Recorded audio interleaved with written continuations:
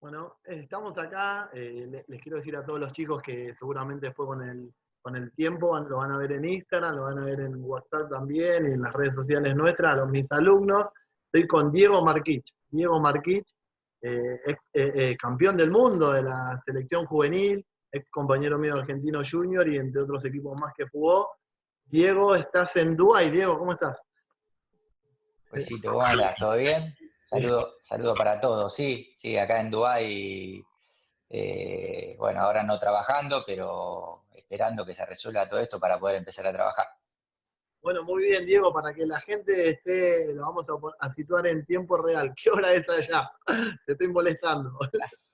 Acá son las 5:30 de la mañana, pero con esto de que hay que quedarse en casa, la verdad que está todo dado vuelta, hacemos una vida al revés casi, pero bueno, no, generalmente yo acá, por la diferencia horaria con Argentina, que son 7 horas, soy a acostarme tarde porque me quedo viendo partidos, aparte acá se hace generalmente una vida más nocturna por el calor, entrenar más tarde, de lo general, siempre por la tarde, pero bien tarde, sobre todo ahora que empieza las épocas de calor, o sea que estamos acostumbrados a hacer una vida un poco más nocturna. Bien, muy bien, exacto. Acá estamos casi igual con respecto a este tema de guardarse en casa. Bueno, Diego, para arrancar, quiero que la charla quiero que sea direccionada en pos a yo tengo alumnos de 15, 14, 13, 12 años y de 10, que bueno, como vos y como tanto como yo, tienen un deseo y un sueño de poder concretar su pasión en una profesión, en este caso jugar en primera. Te hago esta pregunta, Diego. Contanos a nosotros, a mí, a los chicos que nos van a ver, eh, ¿qué pensabas de chiquito con respecto al fútbol? ¿Qué tenías en tu cabeza?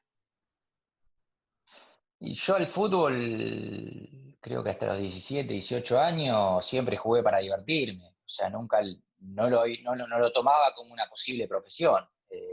Siempre seguía estudiando, aparte de jugar al fútbol, porque entendía que mi futuro, más allá de que me gustaba jugar al fútbol, pero nunca lo vi como una posibilidad de subsistencia económica en la vida. Así que nada, lo hacía porque me divertía, la pasaba bien.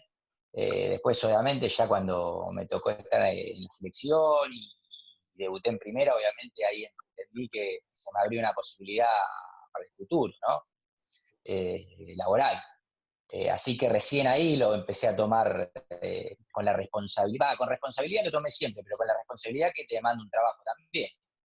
Y quizás esa inconsciencia de ir, de hacer algo para divertirte, es lo que te sacaba presión, es lo que te lo hacía tomar como un juego y te hacía pasarla bien y te hacía hacerlo mejor también, porque cuando uno se divierte, cuando uno hace algo que le gusta, generalmente te sale mejor. Entonces, hasta ese momento siempre lo tomé así, y entendiendo que mi futuro en la vida iba más allá del fútbol, que iba en el estudio y pensando qué iba a hacer después de que termine la secundaria. Okay, genial, bien claro. Diego, a ver, haceme acordar. Creo creer que te citaron primero a la selección juvenil antes que tu debut profesional. Sí, sí, sí, sí. Primero, lo que pasa es que, bueno, yo hasta sub-17 no había podido estar porque yo cumplo en enero años, entonces el reglamento no permitía hasta ese momento, era no nacido a partir de junio del año que te permitían la citación, entonces yo quedaba muy grande o muy chico. Pero a los 18 ya sí, me llamaron para sub-20 para arrancar un proceso que había arrancado José Peckerman en Qatar, y después para la de Malasia arrancó un proceso un año y medio antes, 2 años antes del sudamericano, y claro, ya ahí ya me llamó para la selección y bueno, después se dio el debut obviamente en Argentinos, pero la primera citación fue a la selección sub-20, y a partir de ahí obviamente el club te empieza a mirar con otros ojos también. ¿Y qué encontraste en la selección, Diego?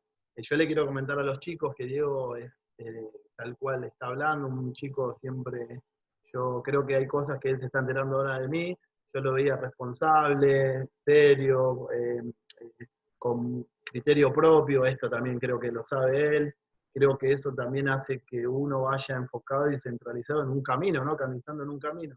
Y Diego, ¿qué ¿Te sorprendió en un principio la selección juvenil, o sea, el predio, tu manera de desenvolverse, los colaboradores, etcétera? Y la selección, vos sobre todo que estuviste en Argentino también, en realidad antes los clubes inferiores eran así, con pocas posibilidades, y cuando llegabas a la selección era Disney, es la realidad.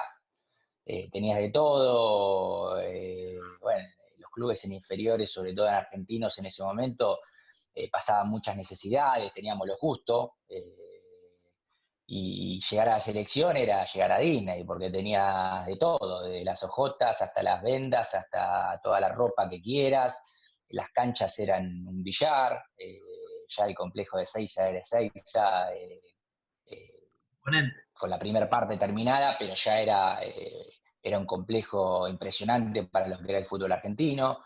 Entonces vos llegabas ahí y nada, era otra cosa, era como entrar a Disney, pero eso hay que agregarle la seriedad del cuerpo técnico de José, Hugo Tocali, el profe Salorio, Eduardo Urtasun. La verdad que te hacían sentir bien, te hacían tomar mucha responsabilidad. Creo que el gran mérito de José fue hacernos sentir a todos iguales y que más allá de haber habido grandes jugadores, sabíamos que no te podías equivocar ahí. Sobre todo no en cuanto a lo futbolístico, ¿no? Sino en cuanto al comportamiento, a la responsabilidad, tengas el nombre que tengas, ahí si me mandabas una cagada, generalmente te ibas para afuera, por más bueno que seas. Y eso obviamente te hace tomar responsabilidad, y era un momento donde todos queríamos estar en la selección porque era una gran vidriera, por esto que te decía de llegar y que sea Disney, y bueno, la selección venía a ganar el Mundial en Qatar también, entonces ya llegaba distinto, se veía responsabilidad, se veía orden, después de muchos años, y bueno, eso mucho tuvo que ver el cuerpo técnico de José. Y quiero creer que desde afuera, lo que veíamos nosotros, a ustedes, lo de la selección, los que no tuvimos la oportunidad de poder jugar, como que brindó una metodología correcta, exacta, donde predominaba los principios de la educación, ¿no? De lo educativo, ¿verdad? Además de poder jugar al fútbol, que uno se comporta bien dentro de una cancha, que nadie es más ni menos que nadie, que entra la obediencia, la disciplina, el sacrificio, la constancia, creo que estas características, ¿verdad?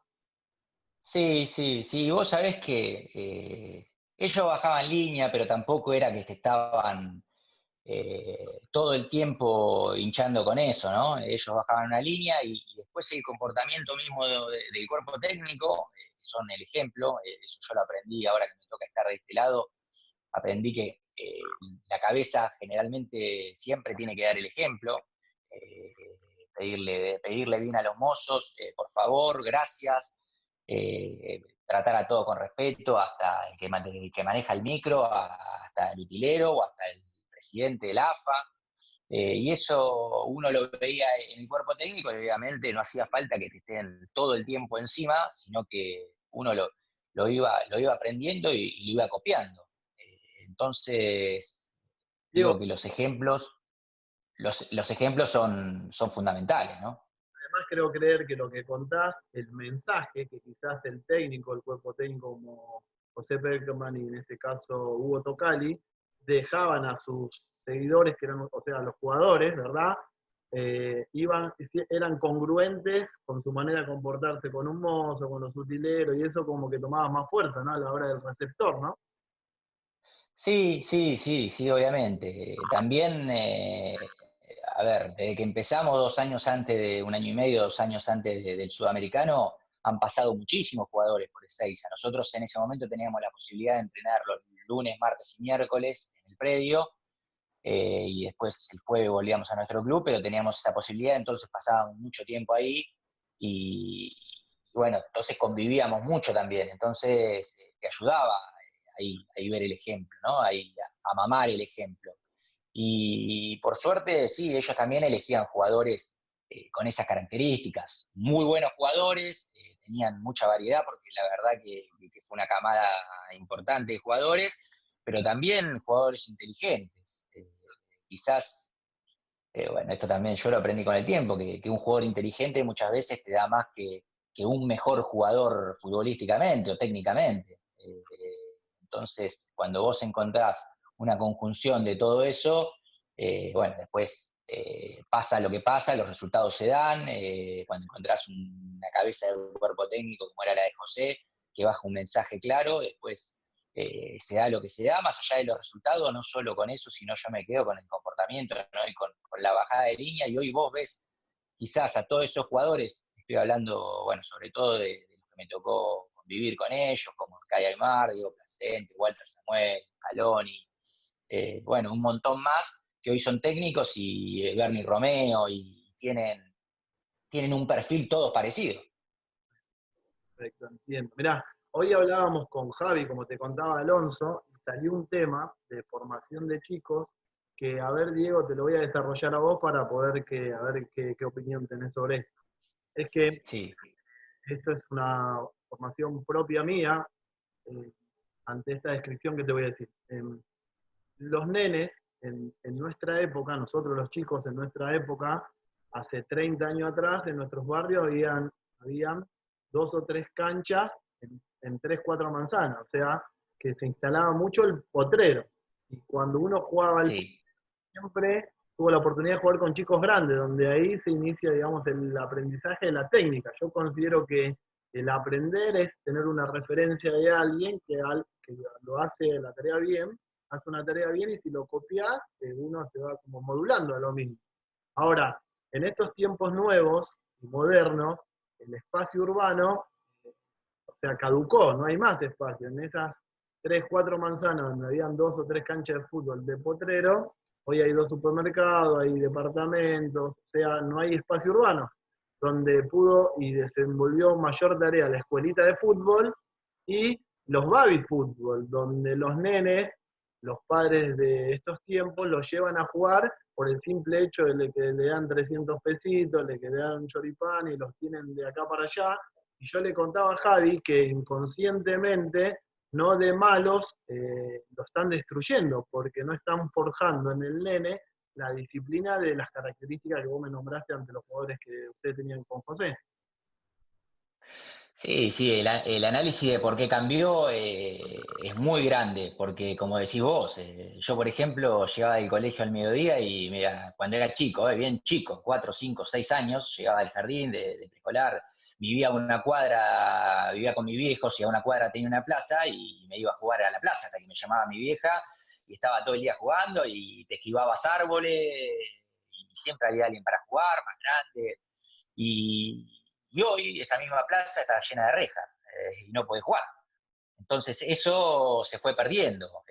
Hoy hay mucho de escuelita y también los chicos tienen otras posibilidades, los videojuegos, la computadora, cosas que antes no existían, entonces tienen muchas más posibilidades de quedarte en tu casa solos sin necesidad de estar con nadie. De hecho, hoy los chicos juegan a los videojuegos, juegan a la Play vía internet, así que eso también tiene que ver con esto de no desarrollar tanto el fútbol, que se da más en escuelitas y menos horas, obviamente, ¿no?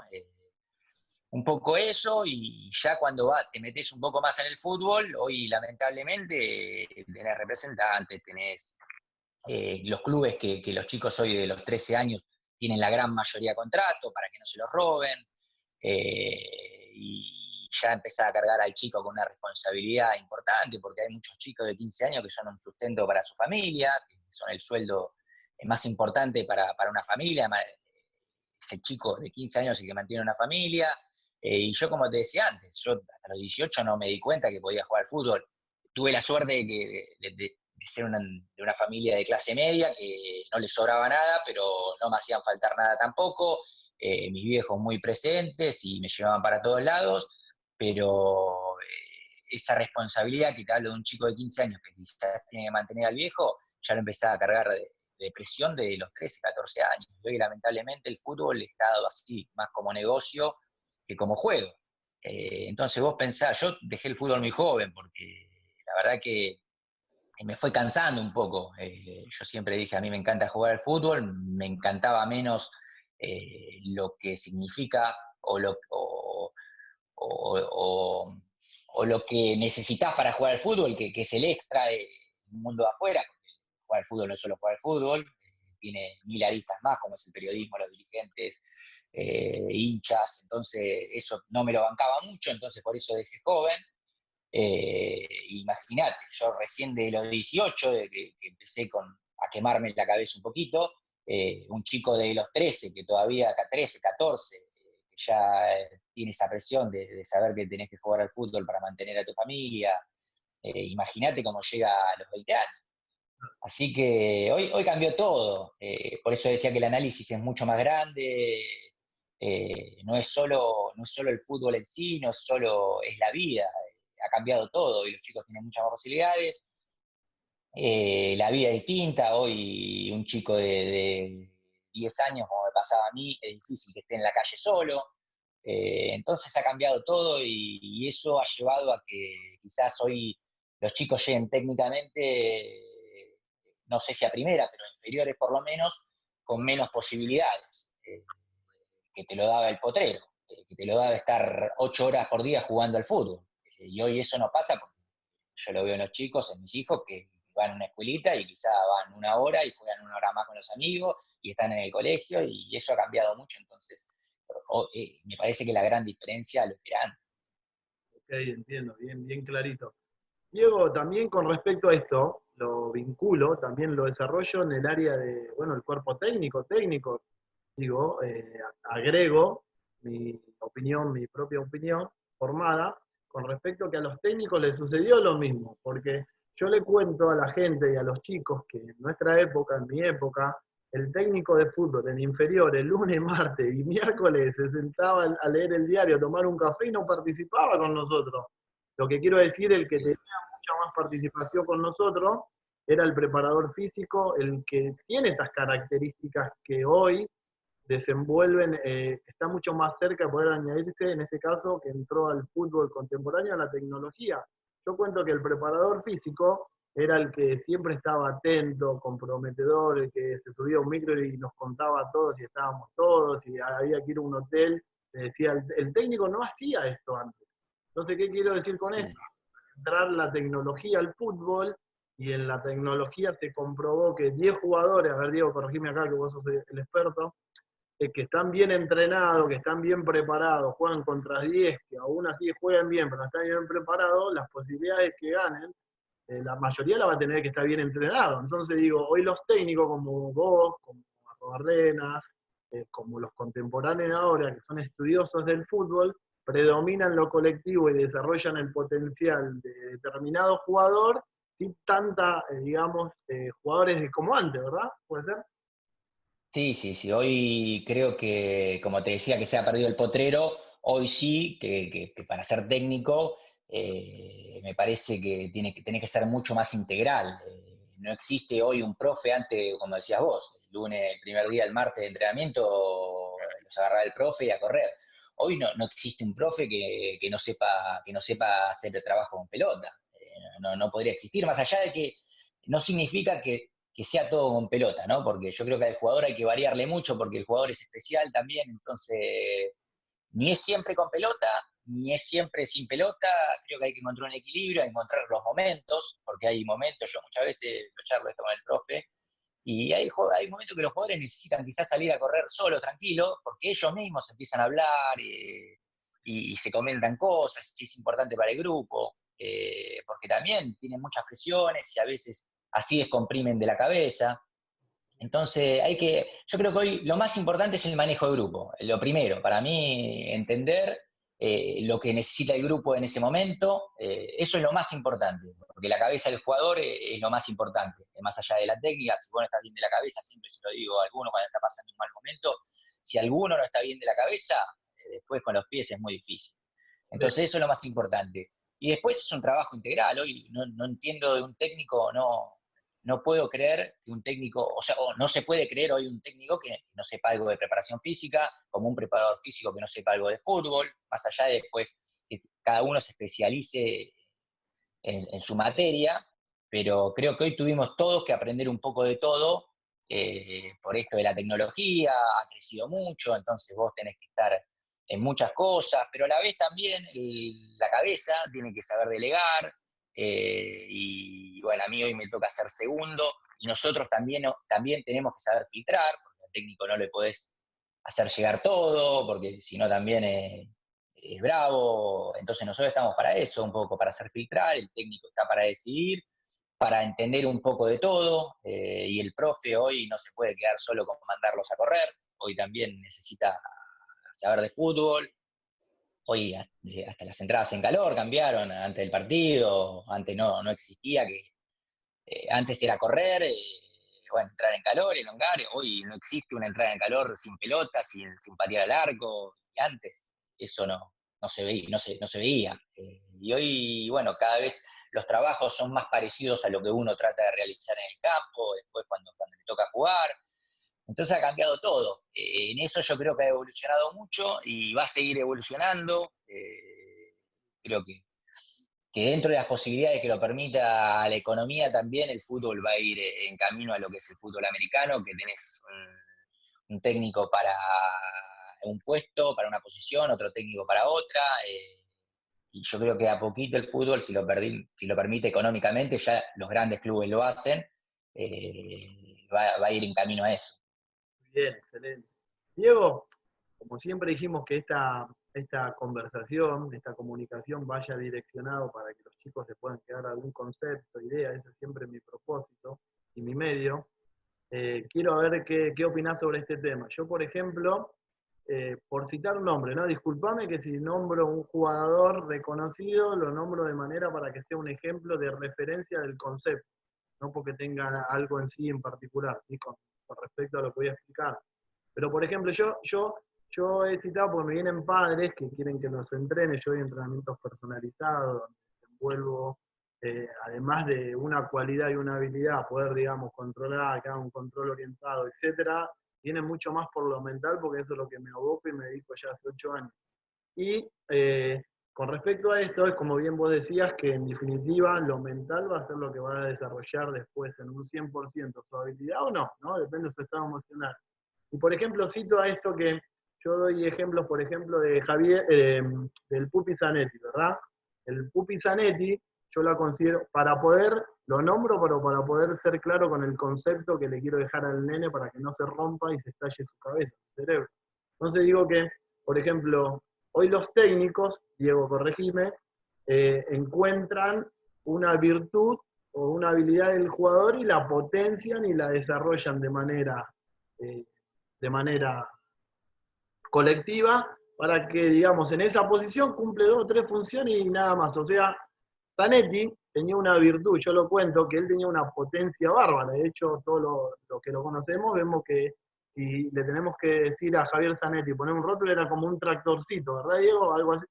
Sí. Bueno, entonces yo le cuento que Javier Zanetti a los chicos de Talleres Remedio Escalada, su primer sueldo que se compra, su primer contrato sueldo, se compra una camilla, Diego, una camilla para hacer cuádriceps y para hacer isquio, porque él cuenta que tenía claro que él quería tener las piernas así. Entonces, evidentemente, lo que hizo Javier durante un tiempo fue lo que produjo una causa que luego reprodució un efecto, o sea, que el tipo jugó 900 partidos en el Inter, 800 en la selección, se lesionó una vez y que ese resultado con el cual él obtuvo en su carrera fue la consecuencia de lo que él pensó, sintió y hizo durante un proceso anterior. Pero quiero decir esto, Diego, quiero decir esto. Yo sé que Javier Zanetti es uno de los laterales que no sabe tirar centro. Yo nunca lo vi tirar un centro como, digamos, una característica de un lateral, pero sin embargo, él se centró y se abocó en su potencia, que era hacer un tractorcito. O sea, Javier Zanetti no tenía que ser Dani Alves para poder llevar a cabo una profesión.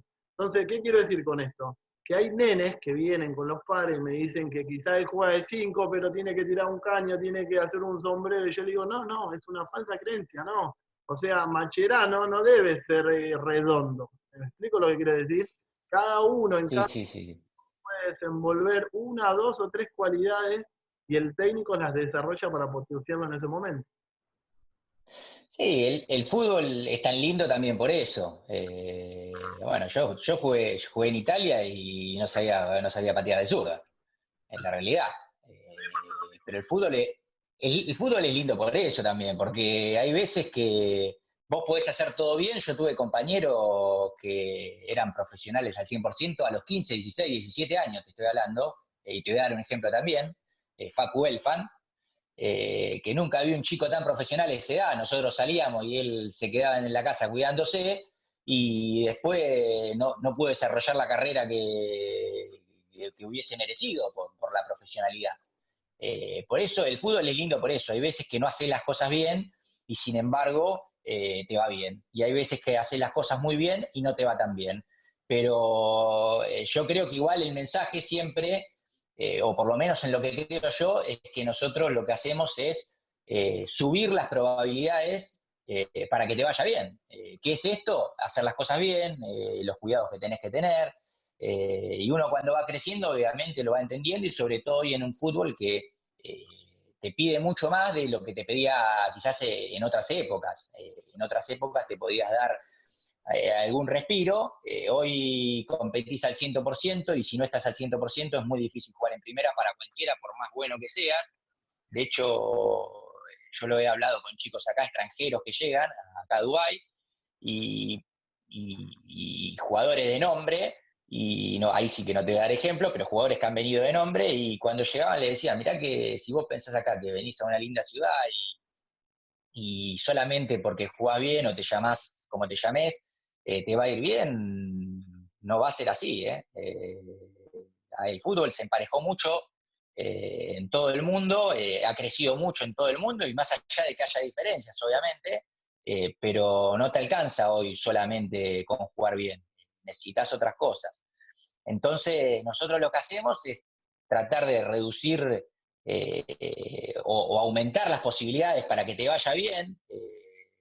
Bueno, trabajando mucho, hoy esto que hablabas vos del trabajo de la cabeza, que es muy importante, el trabajo de la técnica individual, que es importantísimo también. Nosotros hoy en primera nos toca, tanto en Argentina como acá, como en Uruguay que trabajamos, nos tocaba ver que llegaban chicos con muchas deficiencias técnicas y te toca seguir trabajando en primera donde vos quizás tendrías que perfeccionar. Pero bueno, esto me parece que a poquito va cambiando porque hoy los chicos que llegan con muchas más posibilidades. Hoy se trabaja mucho mejor en inferiores, pero porque también quizás no están los maestros que estaban antes, porque los Ramón Madoni quizás ya no están tanto, pero hoy lo que tenés son muchas más posibilidades de los clubes, buenas canchas, bueno, vos lo has vivido. Nosotros entrenábamos en una cancha que era, era todo tierra, que era casi cemento, teníamos 5 pelotas, no teníamos nada, y hoy los chicos en Argentino Junior tienen desayuno, tienen ropa, están terminando la cancha de sintético, tienen un montón de posibilidades que nosotros no teníamos. Entonces eso también te obliga mucho más, pero a la vez faltan los grandes maestros que había antes, que quizás te tiraban dos, tres conceptos y vos te das cuenta. Bueno, y hoy en primera un poco pasa eso. Hoy tenés que seguir trabajando cosas que quizás no son de primera, pero bueno, veo que estamos en un cambio, en una evolución que con el correr de los años me parece que el fútbol va a estar, o si hoy está profesional o hoy está muy profesional, dentro de un par de años va a estar súper profesionalizado. Okay, okay, okay. Yo lo llevo, Diego, porque voy a contar, yo lo trato de contar todo con citaciones de historia. Son reales, mucho mejor porque toman más fuerza. Pero bueno, no sé si tuviste la oportunidad de conocer a mi papá. ¿Va? Mi papá era taxista, yo te cuento, mi papá era taxista, trabajó toda su vida de taxista, y esto porque lo voy a transferir acá a los padres y a los niños de ahora para sus formaciones, para su perspectiva. Estamos siempre hablando del fútbol, ¿verdad? Para que en su progreso, a veces doy charlas, Diego, quiero que sepas, y muchas veces envuelvo eh, para desprogramar patrones, esquemas mentales del pasado para ponerlos contemporáneos, para dar ideas, conceptos de estos momentos para poder llegarle al niño de estos tiempos. Entonces decía que mi papá trabajó todos sus años bien en su trabajo de taxista, como bien dignifica cualquier trabajo, y él trabajó, ¿no? Entonces yo cito ese ejemplo, trabajó, y ahora en estos tiempos contemporáneos, él dejó el taxi y entró a una remisera, ¿sí, Diego? Entró a una remisería, no Sí. sabes cómo, no sé si sé cómo se maneja la remisería, pero te cuento, él llevaba un viaje, hacía un viaje, dejaba al pasajero y él tenía que volver de nuevo a la base de la remisería y se quedaba media hora, 40 minutos hasta que le salga otro viaje, y el coordinador del viaje, o sea, tenía un familiar y le pasaba un buen viaje, se lo daba al familiar y no a eso, entonces él le generaba malestar. Mi papá, si tenía que ir a comer al mediodía, la llamaban por el Nestlé o teléfono y le decían, tenés un viaje, y comía todo intranquilo, y él tenía que desarrollar su tarea de no manera buena porque lo condicionaban a que vuelva a un viaje. Él tenía, los remisores tienen una característica, las personas de tercera edad, a las personas grandes no las querían llevar porque iban enojados porque la persona que estaba en una silla de ruedas, que venía con un bastón, tardaban mucho en salir de la casa y para ellos perdían plata, dinero. Y esto sucedía. Entonces, ¿qué sucede con eso? Cuando, por ejemplo, mi papá me tenía que llevar a Argentino Junior, y cuando a un pasajero, y cuando él tenía que volver, perdía nafta, tiempo, dinero. Entonces, su estado emocional cambiaba, porque él decía que perdía tiempo, nafta. Entonces, digamos, sus objetivos que él creía que tenía que tener, lo iba a desenvolver de una manera en retroceso o lento, porque su estado emocional hacía que esas ideas se las cambiaban. Entonces ahora le apareció el Uber, ¿sí? Apareció un sistema en la tecnología, el Uber, donde todo lo que mi papá eliminaba, todo lo que él pensaba, el Uber lo elimina, porque hoy el Uber te tomás un auto, te vas a Argentino Junior y ahí mismo podés agarrar otro viaje, o sea, no perdés ni nada, al contrario, producís, o sea, si mi papá con el Uber tendría que comer al mediodía, mi papá paga la aplicación y come y se toma los cafés que quiere, nadie lo llama, es su propio jefe. En la tercera edad, las personas de tercera edad no se manejan tanto con el Uber, entonces eso lo facilita. O sea, el tipo tiene todas las herramientas que él se quejó durante mucho tiempo para trabajarla, pero sin embargo no trabaja en Uber, ¿sabes? ¿Sabes por qué, Diego? Porque todavía no pudo desprogramar sus programas mentales del pasado. ¿Qué quiero decir con esto? Lo remonto al fútbol. Los papás de ahora, de los chicos que llevan a las inferiores, tienen los pensamientos de la educación que ya no existe. ¿Entendés? Entonces los añado y los forman de una manera a sus hijos como ellos quisieron ser en sus respectivos tiempos. Y creo creer que es un grave error. Y ahí donde desenvuelven a los chicos a ir, y vos tenés que jugar en este y vos tenés que jugar en el otro, y ahí les genera una confusión que en estos tiempos contemporáneos le dan una educación que en sí ya no existe. Entonces, yo Sí, creo sí. termino con este, Diego, modifica el desarrollo del potencial porque a veces los nenes reciben la información y las creencias de sus padres o sus tutores del pasado. Sí, a ver, yo creo que quizás a nosotros lo que estamos en los 40, nos ha tocado vivir ese cambio, ¿no? Haber estado en los dos lados. Y yo, como hice muchas veces referencia al pasado y al presente, que no significa ni que uno sea mejor o el otro peor, es distinto. Es solamente distinto, cada uno después juzgará en su opinión personal qué es lo que prefiere o qué es lo que le gusta más, pero es distinto. Y el trabajo nuestro es ayornarnos y tratar de estar en este momento que es el que nos toca vivir. Como te decía, a nosotros nos tocaron vivir los dos momentos. Y hemos estado en ese cambio, hemos sido conscientes del cambio, hemos visto el cambio. Creo que fue un cambio muy marcado. Eh, Diego, bueno, el técnico, yo decía que cité el ejemplo de mi papá, pero digo ponerle el técnico de la edad esa que no aceptó la tecnología, que no encuentra que hoy tiene que trabajar en equipo, que hoy tiene que tener otros colaboradores, no va a tener trabajo. ¿Explico lo que quiero decir? no, hoy te quedas afuera. Creo que Sí, sí. Hoy te quedas afuera por esto de que sea el fútbol tan profesional. Hoy no puedes dar ventajas. Ojo, yo creo que el fútbol está muy profesional. Tampoco estoy de acuerdo, viste, cuando empiezan a decir, no, obsesivo, vive 24 horas para el fútbol. Yo creo que tampoco es así. Tampoco porque nadie puede vivir 24 horas para algo, porque llega un momento donde esto lo dice la ciencia, que no puedes razonar con la misma capacidad que razonar del minuto uno. Entonces me parece que eso de la obsesión tampoco está bueno. Creo que también hay un poco de venta de humo en eso.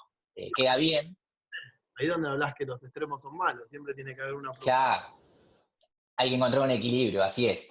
Pero sí, han cambiado los tiempos. Yo ayer justo hablaba con una amiga que la mamá labura en un banco, me contaba con todo el quilombo que hubo de los jubilados y me decía, la gran mayoría de los jubilados pueden ir a cobrar pueden ir a cobrar por el cajero automático y estaban enojados los que atendían. Y digo, pero hay que entender, no, ellos no están acostumbrados, no es que no quieran, no están acostumbrados, son de otra generación y es así, lamentablemente es así y hay que ayudarlos porque alguna vez nos va a tocar a nosotros y también nos toca con ese cambio, entonces hay que ser empático con ellos y entender que vienen de otra generación y tienen otras costumbres. Y entonces, justamente ayer charlaba un poco de esto que me estabas diciendo vos. Pero sí, los tiempos han cambiado y hay que ayornarse. Yo creo que hoy a nosotros los técnicos, siempre se lo digo al Vasco, creo que la gran capacidad que uno tiene que tener es adaptarse rápido y entender rápido lo que necesita el plantel, lo que necesita el club, y el que más rápido se adapta es el que más ventajas saca, porque hoy tampoco el fútbol tiene tiempo y nosotros nosotros nos toca trabajar en una profesión que es muy exitista también, ¿no? Yo te digo porque lo hemos vivido en Boca, que pasás a ser del mejor al peor en nada, en horas.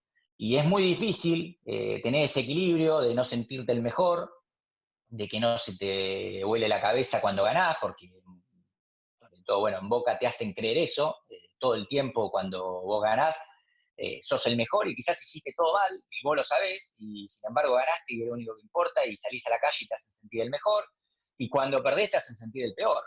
Hasta vos te da vergüenza salir a la calle porque a pesar de que no te digan nada, te están mirando y vos estás pensando, uy, debe estar pensando cómo me equivoqué ayer, y entonces encontrar ese equilibrio es dificilísimo, sobre todo con tanta exposición que hay en el fútbol, en Boca, es muy difícil.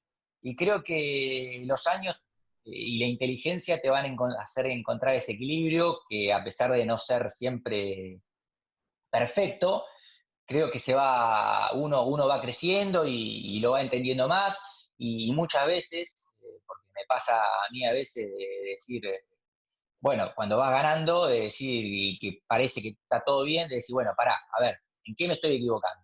Porque de frenar un poco la pelota cuando te sale todo bien, creo que es la mejor opción. Siempre reflexionar o ver qué estás haciendo mal o qué se puede mejorar cuando te van las cosas bien, me parece que es una pregunta obligada para alguien que quiere ejercer bien su profesión, sobre todo en esos momentos, porque si no te mareás. Y cuando va mal, creer en lo que haces, que creer en lo que haces no es cerrar la cabeza y decir es esto y es esto, porque ese dicho de muero con las botas puestas, yo no lo creo, muero con la mía, no lo creo, no, yo creo que uno tiene una idea general, pero después tiene varios caminos. Cuando uno la va desarrollando, hay muchas veces que no es por el camino que uno elige, es por otro, siempre obviamente con sus ideas, pero hay veces que hay ramificaciones en el camino y tenés que tomar un atajo o a veces tenés que hacer un camino más largo o un camino distinto porque por ese no vas a llegar. Entonces yo no quiero morir con las botas puestas, yo no quiero morir. Entonces prefiero cambiarme las botas y seguir si es lo que en ese momento, lo que te pide la situación. Por eso digo, cuando van mal las cosas hay que creer en uno, no hay que bajarse la persiana tampoco, hay que entender que hay otras opciones, saber escuchar en esos momentos. Por eso es tan importante con la gente, con quien con quien trabajás, porque con quien tenés alrededor, porque en esos momentos son a los que tenés que escuchar. Y siempre está bueno escuchar a todos. Yo soy una persona que trato siempre de escuchar a todos y después obviamente uno saca sus conclusiones y hace su análisis, pero está bueno porque hay veces, mira, muchas veces, sobre todo cuando estábamos en Boca, que parabas en la calle y alguno se te ponía a hablar y te decía, bueno, pero ¿para qué me vas a escuchar? Y yo decía, no, siempre hay que escuchar porque hay veces hasta que podés sacar algo de alguien que no tiene nada que ver con el fútbol. Puedes sacar algo de la vida, puedes sacar algo para el manejo de una situación, de un jugador de la vida personal. El cuerpo técnico nuestro cree mucho en conocer a la persona, en tratar de mejorar a la persona. Yo creo que nosotros, a los jugadores de fútbol, sobre todo que son jóvenes, ¿no? Tenemos que dejarle algo más que lo futbolístico, pero, y aparte, yo para cambiar a un futbolista como jugador de fútbol necesito conocerlo como persona, necesito saber los problemas que tiene como persona, estar cerca de él para que él después pueda desarrollarse y yo si lo conozco como persona también lo puedo después cambiar como futbolista, sé cómo entrarle, entonces eso es importantísimo.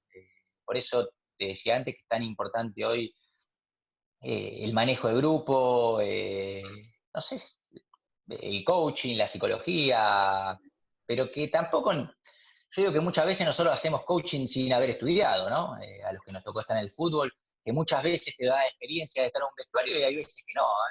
Yo tampoco soy de los que creo que solamente el jugador de fútbol, el que juega al fútbol puede ser técnico, ¿no? Creo que hay mucha gente que viene de otro palo y sabe, pero obviamente que el haber estado en un vestuario te da manejo de un montón de situaciones, o nos toca, o mismo vos cuando ves a los jugadores de fútbol en el vestuario te vas dando cuenta de cosas, de que uno que quizás no estuvo no se da cuenta, pero porque ya vivimos esas situaciones, porque aprendimos con el tiempo a leerlas, pero no significa que desde otro lugar alguien que no estuvo en el fútbol no te pueda dar una mano, ¿no? O no pueda estar en el fútbol. Okay. Es interesante porque cuando contabas que, por ejemplo, el vestuario, que muy bien coincido con vos, que quizás una persona que no tenga nada que ver con el fútbol, sí que puede tener la posibilidad de poder crecer, de poder capacitarse, de estudiar y poder añadirse, como lo han hecho determinados técnicos, independientemente de los gustos de cada uno, ¿verdad? A mí me pasó, digo, con el teatro, porque, digamos, yo lo que me propuse cuando dejé jugar al fútbol, después de un golpe personal mío, personal, creo que lo conoces, pero bueno, independientemente de eso, digamos, me autosugestioné, encontré una misión y mi misión es, como así me levanté hablo de estado de ánimo, ¿sí? Hablo de estado de ánimo, hablo de sentirme bien, de generarme entusiasmo, autoestima, sin andar dañando a ninguno, siempre mostrando desde uno mismo, no desde el ego ni de la vanidad, sino de un principio de yo sentirme bien. Yo como que me gusta hablar, ¿viste? Quiero hablar en grupo, me gusta y como que me desemboco el coaching en oratoria. De hecho, fundé una empresa de autodesarrollo personal de neurociencia, ¿sí? Y me sucedió algo. Yo inicié, digamos, fui al municipio acá de Ituzaingó y me presenté a hablar para chicos en situación de calle. Hice secuencias de prácticas para hablar en grupo, muchísimas, pero el día que entré al teatro la primera vez, me pasaron cosas que vos contabas del vestuario. O sea, ya tenía un micrófono con 15 parlantes de 1,5 metros que me escuchaba, o sea, secuencia del momento que quizás me desviaban mi oratoria, ¿me entendés o no? Entonces creo creer Sí, que sí, sí, sí. el técnico, el que vive, el que convive, el que toma como experiencia, el que ve la cara del jugador transformada, si tiene actitud, si su actitud no es buena, eso te lo da el vestuario y la práctica, como bien decís. Sí, esa es la experiencia, es la experiencia que uno va acumulando como en cualquier trabajo, me parece, como contabas vos recién con el teatro, como en cualquier trabajo. La experiencia te va dando posibilidades de entender situaciones o manejos de ciertas situaciones que si no la tenés, no. Obviamente que la experiencia sola tampoco dice nada, porque vos podés haber tenido la experiencia, pero después no, no has sido inteligente como para que te sirva esa experiencia, o no entendiste en ese momento esa experiencia, lo que te estaba dando, y entonces tampoco te sirve para nada. Sí que si vos la sabés aprovechar, esas experiencias que has vivido vos, tenés lectura también, eso creo que tiene mucho que ver con uno, de una persona inteligente, pensativo, uno con los años también va creciendo y va teniendo un análisis distinto de las situaciones, y entonces si vos toda esa experiencia la acumulás y la aprovechás para bien, obviamente después vas a tener muchas más facilidades que alguien que no tuvo esa experiencia.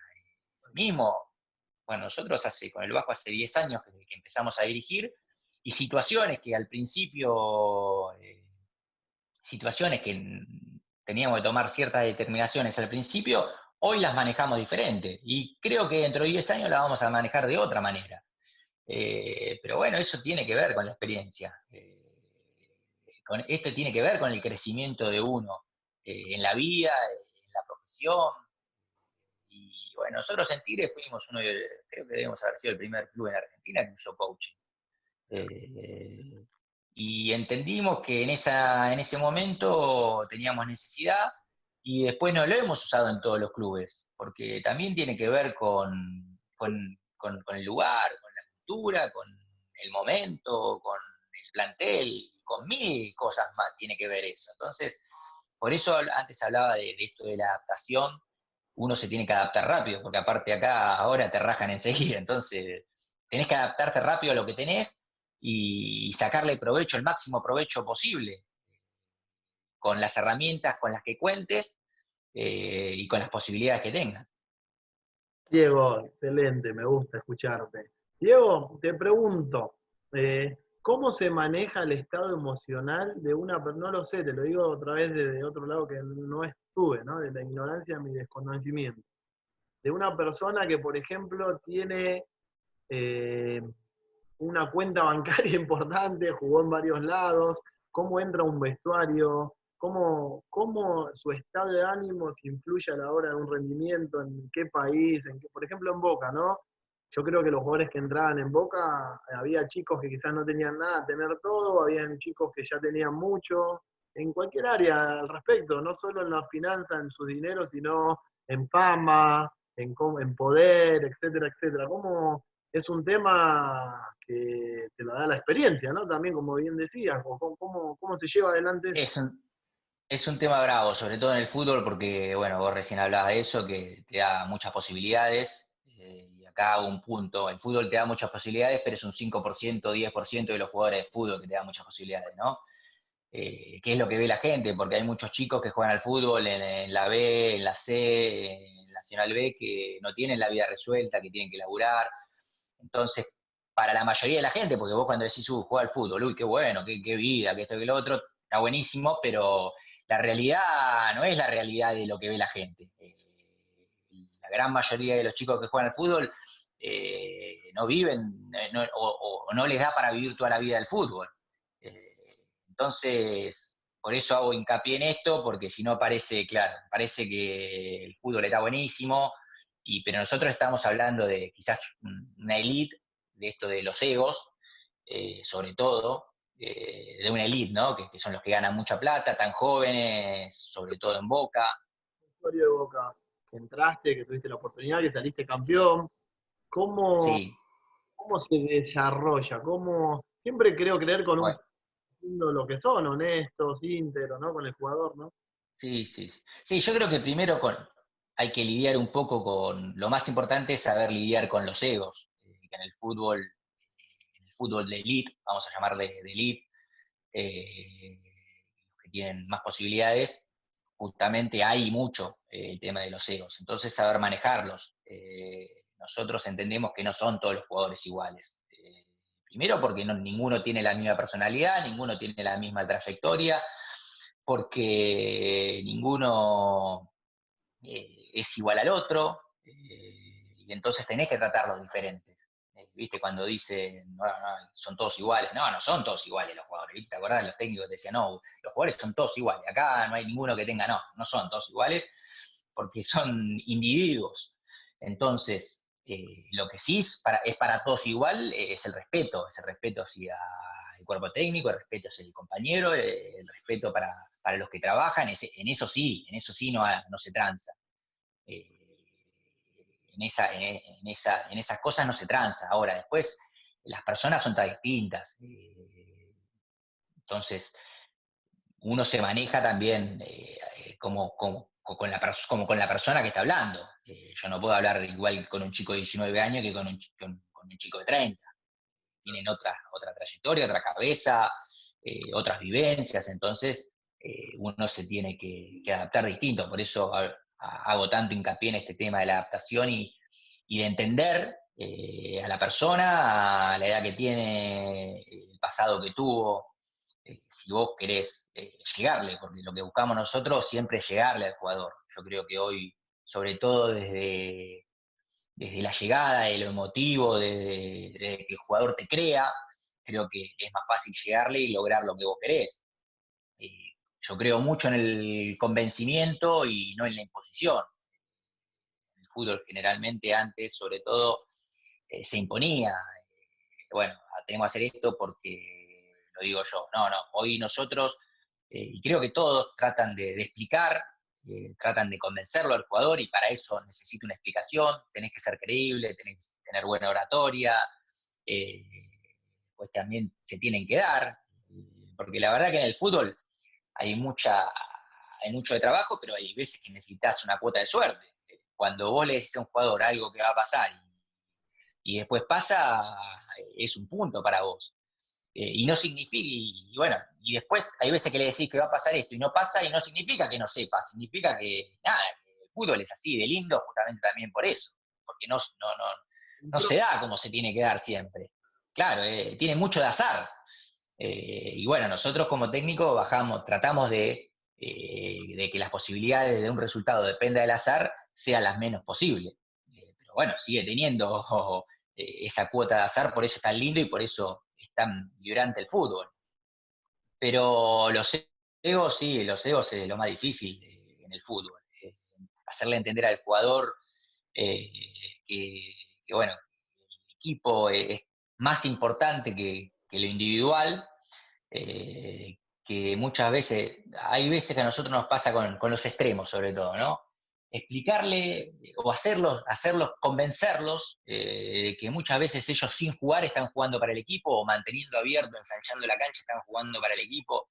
Es tan difícil, sobre todo hoy en el fútbol, es tan difícil y yo muchas veces uso ahí un video, una charla de Thierry Henry, donde explicaba que cuando él llegó, Guardiola le decía, vos tenés que mantener abierto porque te va a llegar Iniesta, le vas a dejar el espacio por Iniesta, y en la otra jugada, cuando Iniesta, el lateral tuyo, en vez de quedarse abierto con vos, se cierre porque Iniesta le entró una vez, le entró dos veces, vos vas a recibir solo y vas a tener grandes posibilidades de jugar uno contra uno.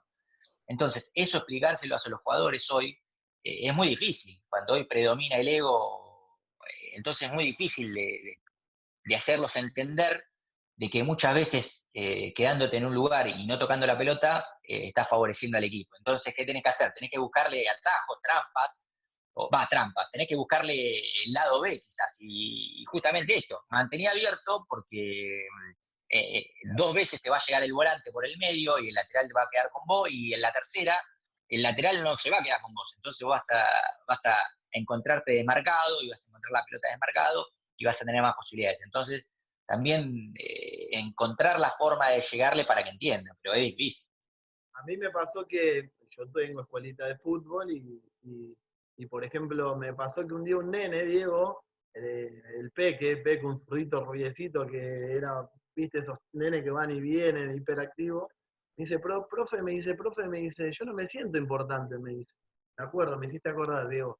Y le digo, ¿por qué, Peque, crees que no te sentís importante? 2010, 2010. ¿Por qué no hago goles? Me dice.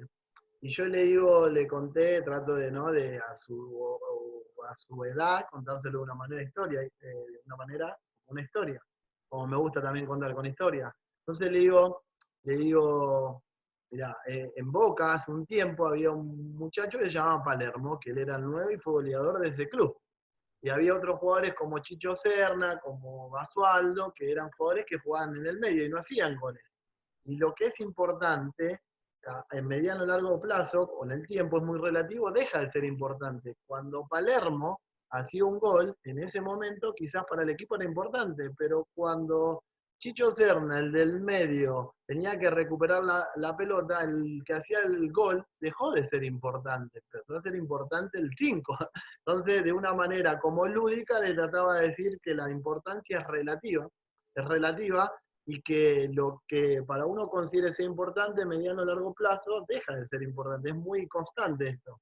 Y me hiciste acordar a esa charla que tuve con el nene, con Peque, y voy a añadir esta, que digo que estábamos hablando del ego, digo que, por ejemplo, esto también lo explico a los chicos, el ego es una emoción que la gente la tiene, la gran mayoría, como una emoción mala, y sin embargo es una linda emoción. Esto comprobó la ciencia, que el ego es una linda emoción. Lo que sucede con el ego hay que saber utilizarla. Por ejemplo, el ego, por ejemplo, un guerrero, un musulmán, una persona que digamos tiene una ideología, ¿no? Por suponer algo, ¿no? Tiene una ideología o un guerrero que tiene una misión, una meta, él prende su ego para poder lograr el objetivo sin importarle nada para poder lograrlo. En ese caso está bien direccionada. Lo que digo es que el ego enseguida cuando se prende necesita un competidor. Un competidor. Yo voy a levantar esta taza de café y voy a describir que, por ejemplo, si yo te digo, Diego, yo esta taza de café me la tomo mejor que vos, ahí prendí el ego, estoy compitiendo ante vos y ese es un grave error para poder desarrollar mi potencial. Entonces, una cosa es el autoestima, que si yo digo, Diego, este café me lo voy a tomar solo, toda entera, ya no te estoy invitando a competir, pero sí me siento bien y tengo la fuerza, la autoestima y la confianza para poder tomarlo. O sea, ¿qué explico con esto? Yo no sé si acá coincidís, que Cristiano Ronaldo sabe competir su ego con él mismo, él compite con él mismo. Por eso el tipo desarrolla su potencialidad, su historia, porque yo creo creer que para mí, disculpame Diego, no compite con nadie, sí creo creer que la gente, los medios lo hacen confundir que compite contra alguien, pero el tipo se esmera él y se sobrepasa. Por ejemplo, en la charla que le entregaron el premio de Balón de Oro, esta es una muestra de utilizar bien su ego. Cuando la periodista, la rubia, le pregunta ¿cuál fue tu primer gol? Le pasaron como 10 goles, 15 goles, un top, no sé cuántos goles, y él dijo, ninguno de esos, el próximo que está por venir, dice, en la entrega de... Entonces el tipo está tan enfocado, está tan desarrollado, que para los de afuera le hacen creer que es un egoísta, pero que sin embargo el tipo se esmera con él mismo. Y eso que... Sí, sí, yo también creo que el ego bien utilizado también es, volvemos a hablar del equilibrio, ¿no? También es importante. También creo que es importante la competencia. Yo ahí diciendo un poco, yo creo que a Cristiano lo hace mejor Messi, por ejemplo, vamos a poner estos dos ejemplos que hoy son quizás los dos mejores, y a Messi lo hizo mejor Cristiano también, sin dudas. Porque esto es como, a ver, justo ayer hablaba con el profe, ¿no? Vos hoy, los jugadores están en su casa y entrenan solos, y es muy difícil para el jugador encontrar una meta de superación cuando está solo. O sea, vos, bueno, hoy voy a correr 1 kilómetro, mañana voy a correr 2, mañana voy a correr 3, y es muy difícil, que eso es lo que muchas veces es mala, cuando son muy chicos, esto de la competencia muchas veces no ayuda, pero también esa competencia te va haciendo desarrollar un poco, Claro, claro, te va estimulando a ser mejor que el de al lado, ¿no? Por eso acá se mezcla un poco el ego también, pero vos necesitas del de al lado para poder competir y para vos tratar de mejorar, porque es muy difícil después, sobre todo en un deporte de equipo como el fútbol, es muy difícil tratar de mejorar, o tratar de levantar la vara uno solo. Competir con vos mismo. Es muy difícil en el fútbol. Quizás en los maratonistas es más fácil, pero para un jugador de fútbol es más difícil porque está acostumbrado a esto, ¿no? A la competencia palmo a palmo con el compañero. Entonces yo creo que ahí de ese lugar te va mejorando, pero claro. sí que necesitas el ego. Yo quizás también no fui muy claro, que quería explicar que, por ejemplo, el ego para poder desarrollarlo en uno mismo, mejora digamos, en el potencial de uno, eso. Y el ego administrado en el grupo no sirve, para mí no sirve. ¿Sí? Yo he visto jugadores Claro, que, por ejemplo, prendían fuego, si a mí me tenían que escupir en la cara, si a mí me tenían que decir, no sé, sos un cornudo, lo que fuese, para poder, en su objetivo, ganar los 3 puntos y desestabilizarme a mí emocionalmente, lo hacían por el objetivo que tenían. Ahora, ese mismo ego, si lo utilizaban para hacerse los lindos con sus compañeros, para utilizar un determinado poder, no lo iban a seguir los compañeros. Yo ahora creo que dejé un poco más claro lo que... sí, sí, sí, sí. Sí, sí, sí, sí, sí, coincido y bueno, volvemos al mismo tema de siempre, ¿no? Esto del equilibrio, de saber hasta dónde, y bueno, me parece que tiene que ver un poco con eso y que se necesita que el ego bien usado, equilibrado, es bueno, porque aparte te da posibilidad de mejorar vos mismo, y la competencia también es buena porque te da la posibilidad de mejorar, eh, siempre compitiendo con tu compañero, con el rival, con los rivales, y por eso me parece que también te hace mejor porque te exige más, ¿no? Te autoexige más. Genial. Mira, sabes que la ciencia comprobó que uno de los mejores aprendizajes, una de las herramientas para poder aprender es copiar. Entonces, por ejemplo, si yo quiero competir con Messi, en algún punto, en el fondo, la ciencia comprobó que lo admiro, ¿sí? Que Seguro, sí. al admirarlo, en algún punto digo, y tengo posibilidad de poder ganarme, no sé, un Balón de Oro, entonces compito.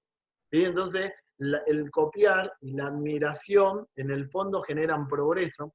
Ahora, si yo quiero compararme con Messi, caduca mi crecimiento. La comparación comprobó la ciencia que destruye el crecimiento. O sea, si yo me quiero sacar una Sí. foto en Instagram, como Diego Marquich, que tiene una pileta de fondo espectacular. ¿Viste? Esto sucede mucho en las redes, ¿viste? Porque uno se saca una foto y el otro la quiere reproducir. Si yo no me la saco con la integridad de poder mostrar mi peletita de pelo pincho, digamos, y me quiero sacar una foto linda como tiene Diego Marquich, no tengo crecimiento. ¿Me seguís? Sí, sí. Estoy autoengañando. Entonces, vinculada al desarrollo personal, la ciencia comprobó, repito esto, que uno de los progresos de las herramientas más fuertes es copiar. ¿No te ha pasado, Diego, que quizás, bueno, yo tenía como, a mí me gustaba mucho Diego Placente, mi referencia era Diego Placente y Varese, a mí me gustaba Varese, el italiano, Oh, sí. a mí me gustaba, entonces yo los quería copiar, yo he copiado cómo camina Diego, mi papá me acuerdo que me decía en las inferiores, yo estuve 2 años sin que me citaran en argentino, y yo me quedé a ver todas las categorías, y después me quedé a ver los que eran las 77, y traté de mi lugar poder copiarlo a Diego Placente, y hoy lo que estudio y lo que me aboco, y hoy veo que hice cosas que antes, ¿entendés? O sea, hoy lo puedo explicar de una manera con otros conceptos más claros, pero hice lo que en sí, porque Placente me dio progreso a mí en lo personal. ¿Eh? Digamos, yo no Sí. creo que cada uno tiene su impronta y cada uno es un ser humano único, pero digo, yo traté de ser un jugador que salía por abajo, que tocara, etcétera, etcétera. Entonces, hoy digo y aboco que yo sí copié una fórmula, ¿sí? Y eso está bueno, digamos, aplicarlo en el caso a los chicos ahí en el entrenamiento. Sí, sí, sí, a ver, como dice Guardiola, nosotros somos, bueno, ahora voy a hablar de los técnicos, somos ladrones de ideas constantes. Ah, sí. Lo que pasa es que, como decías vos, sin perder la impronta, la capacidad nuestra está en robar ideas y después modificarlas o adaptarlas a lo que tengas vos, ¿entendés? Entonces, creo que ahí está.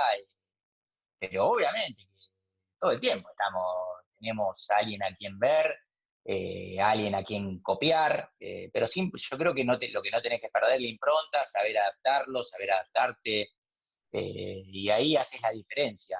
Y además ahí Pero, también, digamos, el carácter de uno mismo, porque, por ejemplo, yo me acuerdo que de chiquito, si bien quería copiar, etcétera, etcétera, yo no tenía el carácter que quizás lo tenía Roma. ¿Me explico? La voluntad, claro, yo te digo a vos, Diego, también, y yo me acuerdo que vos sos un año más grande que yo, y a la hora de las reuniones, a la hora, ya en primera, ¿no? Tu manera de hablar, sí, cómo hablabas correctamente, cómo te plantabas ante una situación, a mí eso me retrasé, ¿entendés? O sea, fui no sé si era estaba timidez o algo, pero mi carácter se forjó como tiempo después, a ver ser más que otros, sino a poder captar mi opinión. Yo recuerdo que a mí me pasó en Argentino, Diego, que Chiche Sosa me decía, me ponía de 3, de 4, bueno, de hecho vos estabas, porque creía él que yo marcaba bien y que era como un perrito de presa, yo qué sé, que los corría todos. Sí, Y yo dejé por hacer eso, por ser tan obediente, a poder sacarme un jugador de encima, a poder tener una salida. Entonces, como creo yo hoy de grande, como que esos 2 o 3 años no desenvolví lo que verdaderamente era yo. sí, sí, sí. Sí, te entiendo, pero a ver, obviamente que las personalidades se van desarrollando y van cambiando a medida que uno va creciendo, va teniendo experiencias. Yo siempre fui un chico muy tímido. En primaria era muy tímido.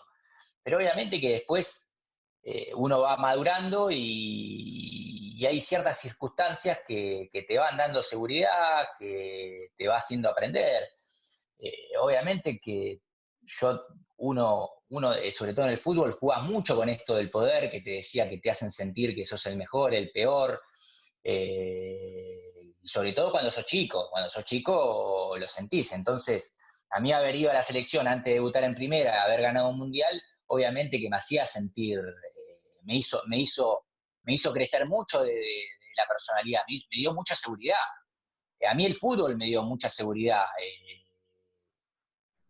Yo me relacionaba muy bien, la verdad que me relacionaba muy bien con los chicos, pero no hablaba mucho, era tímido.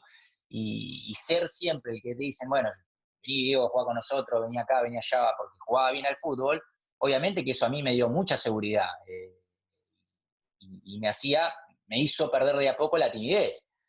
Y después, obviamente, cuando llegas a primera y ya te metes en un mundo donde si no tenés personalidad también eh, te pisan.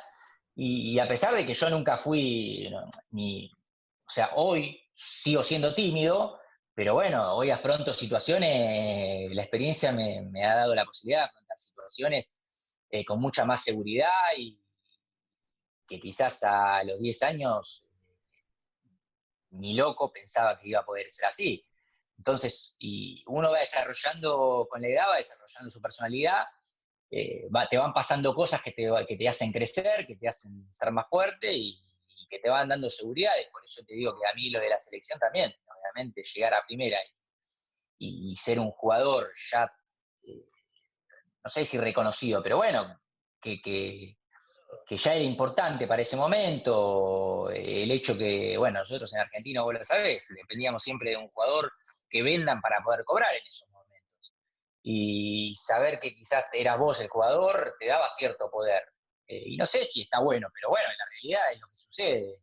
Hay ciertos acontecimientos que te hacen sentir seguro, que te dan poder y bueno, eso para desarrollar la personalidad está buenísimo y con el correr del tiempo lo vas aprendiendo, lo vas mejorando y vas dejando de necesitar ciertas cosas. Yo hoy ante un mal resultado, ante malos resultados, me siento mucho más plantado que hace 5 años. He aprendido a convivir con eso, ¿no? Y con los buenos también, con los buenos resultados.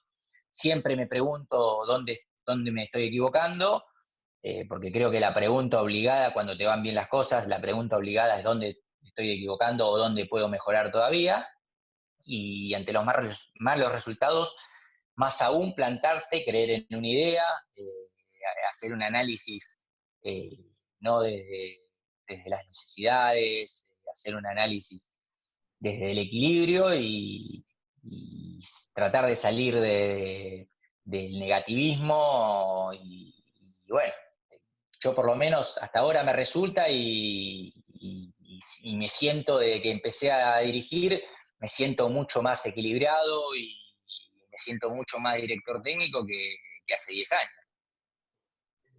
¿Sabés que Rafael Nadal él decía, Rafa Nadal decía que cuando en sus pensamientos le venían pensamientos de éxito, de ganador, los reprimía. Y de esa manera, a medida que él reprimía eso, así también le daba el ejercicio mental. La idea que cuando él perdía, también lo reprimía. ¿Y qué hacía con eso? Ponía su mente en situación tiempo real para la próxima pelota que venía. Y eso es lindo. Esas son herramientas que hoy los coaching las entregan, que se llaman de Sí, autodesarrollo, sí. que en el fútbol está más vista en los tiempos de antes como cábalas, pero por ejemplo el tenista, en este caso Rafa Nadal, al hacerse todas las cosas que hace así, que se toca el pelo, el pantalón, él, la neurociencia comprobó que es la base del aumento de la concentración, la atención, del estado presente, de generar bienestar en su mente, como otros tenistas van y no se van a secar las manos con la toalla, sino que la toalla es una autorreferencia para avisarle a su mente que su bola anterior haya ganado, haya perdido, ya no existe más, ahora tiene que venir la presente. Y de eso, bueno, se trata de esto, ¿no? Lo emocional. Sí, sí, sí. Bueno, en el tenis es fundamental eso. Yo después cuando dejé de jugar al fútbol empecé a jugar al tenis y jugué bastante y la verdad que era difícil entender cómo los tenistas podían salir de ciertas situaciones porque se te bajaba la cortina y no jugabas más. Y cómo salían los tenistas de ciertas situaciones. Y por eso es importantísimo, ¿no? El tenis, a diferencia del fútbol, es un deporte donde vos tenés que jugar mejor que el rival más tiempo. No te alcanza, sino vos en el tenis tenés que jugar más tiempo mejor que el rival. En el fútbol vos podés jugar 10 minutos mejor que el rival y ganar. En el tenis no podés.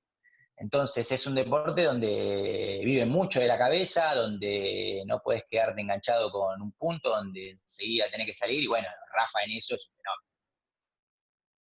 Sí, sí, sí, aparte, digamos, en el fútbol quizás una no buena tarde de uno, 10 jugadores pueden suplir esa, ¿no? Te salvan, sí. Sí, Exactamente. sí, hasta 10 jugadores te hacen parecer menos mal a esa tarde. Bueno, por eso es un deporte colectivo, pero el tenis no lo tiene, por eso es tan mental también. Diego, bueno, te mando un abrazo, gracias por la Bueno, charla riquísima, como siempre. La última vez que te vi fue ahí en lo del Pipa Gancedo, siempre ahí escuchándote. Ahí la última vez que. No me acuerdo si fuimos a jugar ahí a lo donde me llevaste a lo de Lucio. a lo de Luz, sí, sí, sí. Puede ser, puede ser. Bueno, Puede ahí ser que haya sido así. esa Sí, sí. Besito, bueno, espero que, nada, que les guste la charla, larga, pero espero que a alguno le sirva. Y nada, está bueno charlar, contar experiencias, eh, siempre, sobre todo con una persona como vos, que sabe lo que te quiero y la clase de persona que sos, o sea que, nada, ojalá que les guste y la hayas pasado bien, la hayan pasado bien. le va a gustar, le va a gustar. O sea, te mando un abrazo grande al capitán y campeón Diego Placente de la selección argentina hoy en Dubái, Diego. Y te mando un abrazo grande. Gracias por tu charla, Diego. Gracias, gracias, gracias. Bueno, un abrazo grande, besito, y bueno, cuando esté por allá nos vemos. Saludo para todos. Gracias, Diego. Un beso. Cuídate.